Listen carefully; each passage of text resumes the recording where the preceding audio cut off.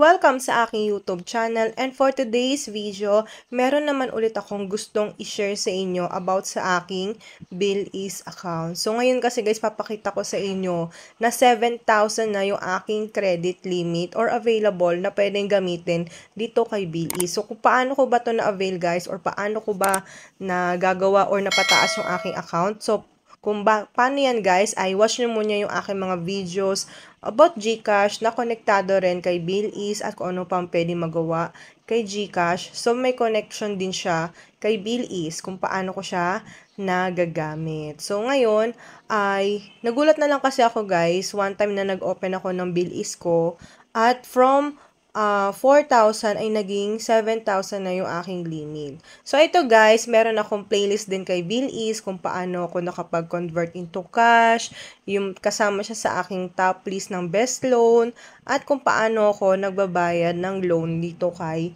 BillEase. So, ngayon guys, papakita ko sa inyo yung aking profile kay BillEase. So, ito yung dati kong account guys.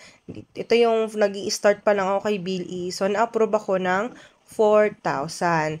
But now, guys, ay nasa 7,000 na yung aking limit. Kasi lagi ko siyang ginagamit. Lagi ako naglo-loan through e-wallet. Kaya, siguro kaya isa rin siya sa reason kaya tumaas yung aking limit dito kay BillEase. So, ngayon guys, tuturo ko naman sa inyo paano ko ba siya nababayad or nagagamit pa bukod sa cash loan. So, una guys, ginagamit ko siya pang bills payment. So, example, ginamit ko si electricity. Pero meron pa siyang ibang pwedeng gawin guys. Pwede mo siyang ipambayad. Example, dito sa electricity nga, meron pa siya ibang mga pwedeng gamitin bukod kay Meralco. Pwede rin kay water. Example, dito is si Manila Water. Nandito rin siya. At yung pwede sa lugar ninyo. Pwede rin siya sa telecoms like Globe, Smart, and Bayantel. So, kasama rin yan guys.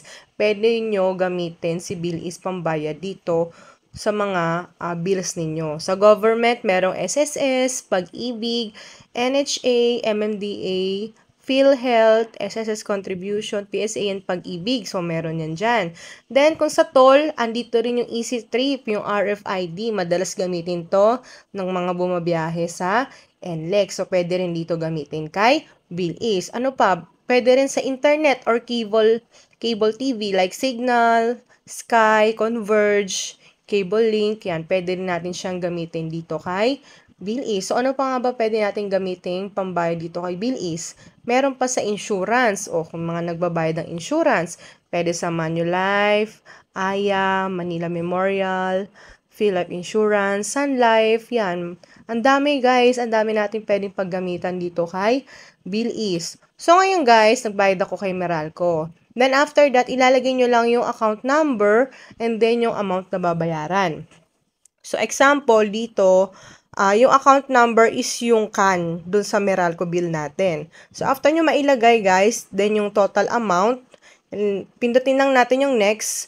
At kung napapansin nyo, merong one-time payment tsaka pay installments. So, kapag pinili natin yung one-time payment, so, lalabas yung talagang babayaran mo guys. And then, ang due na bayad mo is May 25. Kung pay installment naman guys, pwede ka mamili kung 2 months to 3 months. Depende kasi sa credit limit mo to guys. So, since sa akin ay meron pa akong 6,000, then nagamit ko pa yung 1,000. So, yun yung magiging monthly ko sa 2 months, 2,298. Pero kung 3 months yung pipiliin ko, meron akong babayaran na 1,580 in 3 months. So, yan. Pag clinic mo yung continue at pinili mo yung 3 months, so, monthly mo siya babayaran every 25th of the month. Katulad yan yung pinili kong due date sa 3 months. So, pag okay na yan guys, click mo lang yung continue and then kailangan yung location access. Then, pindutin nyo lang yung got it and then, merong lalabas na review contracts. Kailangan dito ng disclosure statement tsaka ng promissory note. So, yung magiging signature ay yung OTP at saka yung biometrics nyo, yung fingerprint.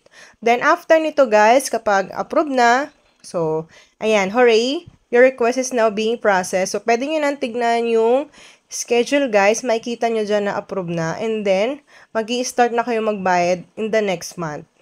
Or kung ano yung papasok kay BillEase. Example sa akin, mag-i-start pa ng June 11. Yan. So, yan yon June, July, August. So, within 3 months kong babayaran. So, meron pa akong natirang 1,822. Since dalawa yung electricity na binabayaran ko, diyan ko na rin pinasok yung isa, yung mas mababang bill ko. So, ganito rin ginawa ko. Inulit ko lang siya. And then, pinili ko lang ulit yung pay installments. Then, after that, 518 in every month para sa 3 months. Then, after that, okay, na-approve din siya. So, yeah, within 3 months. Yun nga lang, guys, ang disadvantage, talagang mataas yung kanyang interest. Pero at least, makakatulong to sa inyo kapag kailangan nyo talaga. Emergency, wala na kayong kuwaan, ganun.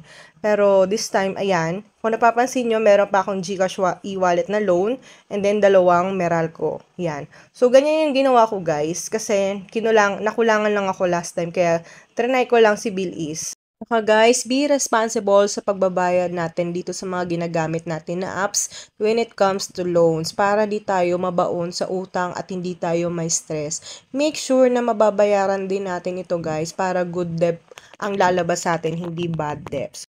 At ayun lang guys, I hope na nakatulong itong video ko for today. And thank you so much for watching. And don't forget to like, comment, and subscribe. Thank you so much. Bye!